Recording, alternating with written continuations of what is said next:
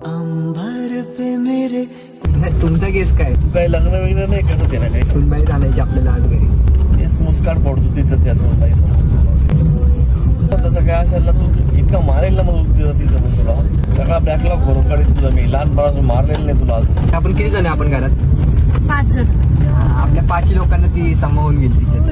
नहीं है वहाँ